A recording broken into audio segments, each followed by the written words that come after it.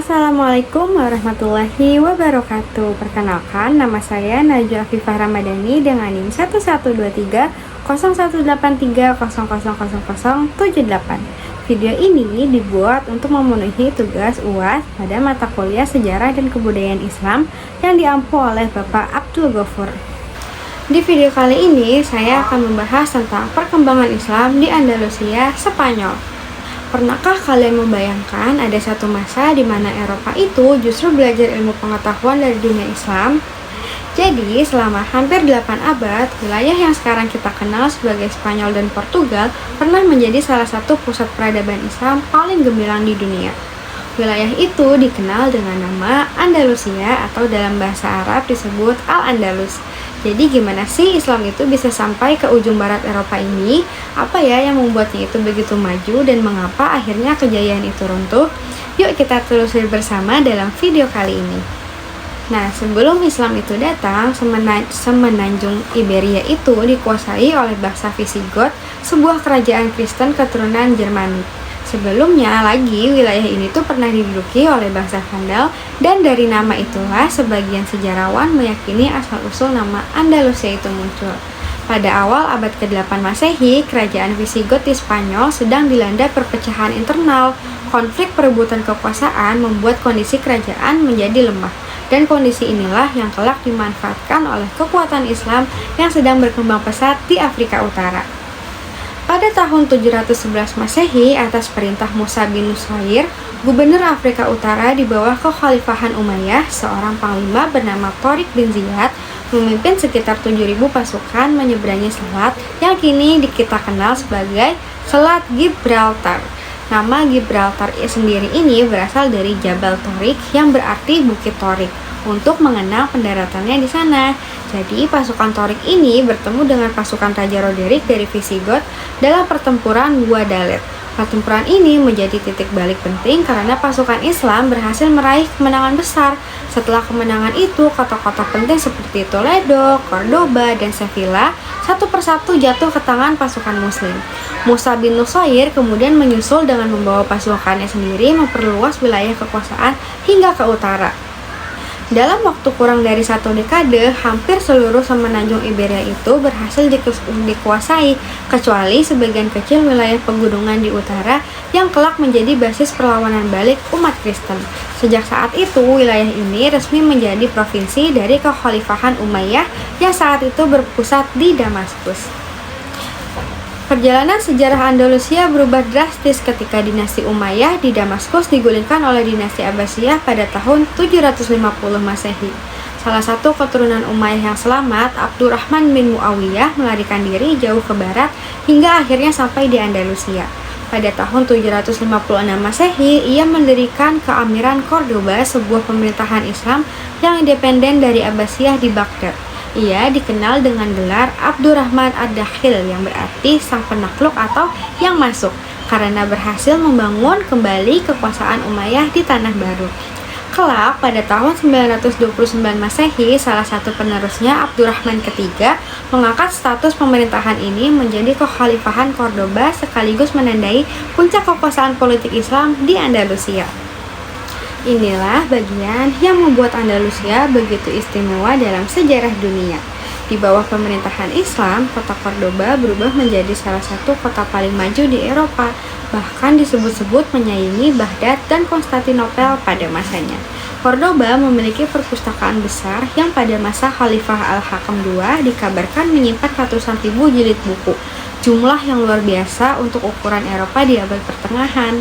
Jadi banyak karya keilmuan dari Yunani, Romawi, dan Persia diterjemahkan ke dalam bahasa Arab di sini sebelum akhirnya diteruskan ke seluruh Eropa. Dari Andalusia pula lahir banyak cendekiawan besar, sebut saja Ibnu Rushd yang di barat dikenal dengan nama Averroes, seorang filsuf dan dokter yang berjasa menerjemahkan dan mengomentari karya-karya Aristoteles sehingga pemikiran Yunani klasik kembali dikenal luas di Eropa. Ada pula Ibnu Arabi, tokoh sufi besar serta ilmuwan-ilmuwan lain di bidang kedokteran, astronomi, matematika, dan pertanian.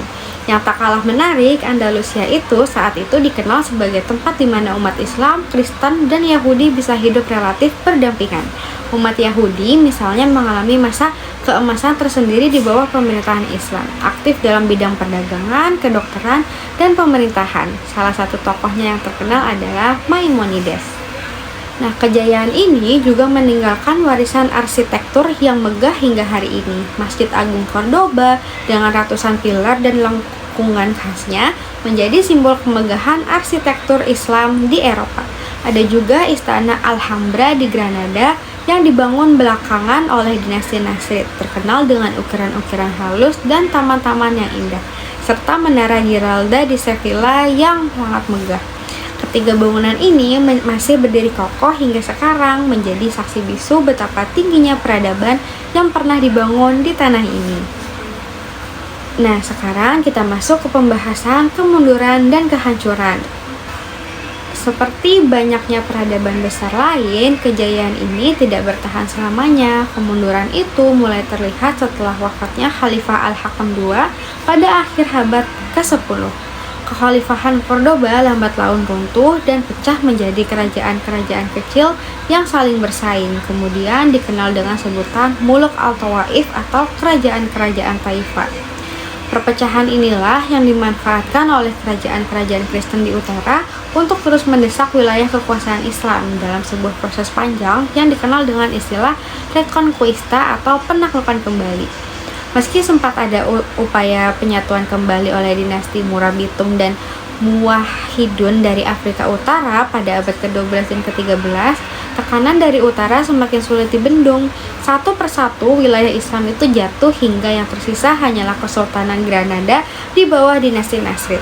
Akhirnya, pada tanggal 2 Januari 1492 Masehi, penguasa terakhir Granada, Abu Abdullah atau yang dikenal orang Eropa sebagai Boabdil, menyerahkan kekuasaannya pada Raja Ferdinand dan Ratu Isabella, penguasa Kristen yang menyatukan Kastilia dan Aragon. Nah, peristiwa inilah yang menandai berakhirnya hampir 8 abad kekuasaan Islam di semenanjung Iberia. Tak lama setelahnya, umat Islam dan Yahudi yang tersisa dihadapkan pada pilihan berat, yaitu memeluk agama Kristen, diusir atau menghadapi tekanan Inkuisisi Spanyol yang terkenal keras. Masuk ke pembahasan terakhir, yaitu warisan Andalusia bagi dunia. Jadi, meskipun kekuasaan politiknya telah berakhir, warisan keilmuan dan kebudayaan dari Andalusia tidak ikut kelam begitu saja. Banyak sejarawan menilai bahwa terjemahan karya-karya keilmuan yang dilakukan di Andalusia menjadi salah satu jembatan penting yang menghubungkan dunia Islam dengan kebangkitan intelektual Eropa yang kelak dikenal sebagai era Renaissance. Pemikiran para filsuf, dokter, dan ilmuwan Andalusia terus dipelajari di universitas-universitas Eropa selama berabad-abad setelahnya. Bisa dikatakan jejak peradaban Andalusia masih terasa hingga hari ini dalam ilmu pengetahuan, arsitektur, bahkan dalam kata-kata serapan bahasa Spanyol yang berasal dari bahasa Arab. Nah, kisah Andalusia ini mengajarkan kita banyak sekali hal tentang bagaimana sebuah peradaban bisa mencapai puncak kejayaan lewat ilmu pengetahuan atau lewat toleransi, namun juga bisa runtuh seketika akibat perpecahan dari dalam. 8 abad bukanlah waktu yang singkat bagi Andalusia, dan jejak yang ditinggalkan Andalusia ini masih bisa kita lihat hingga saat ini di setiap sudut Cordoba, Granada, dan Sevilla.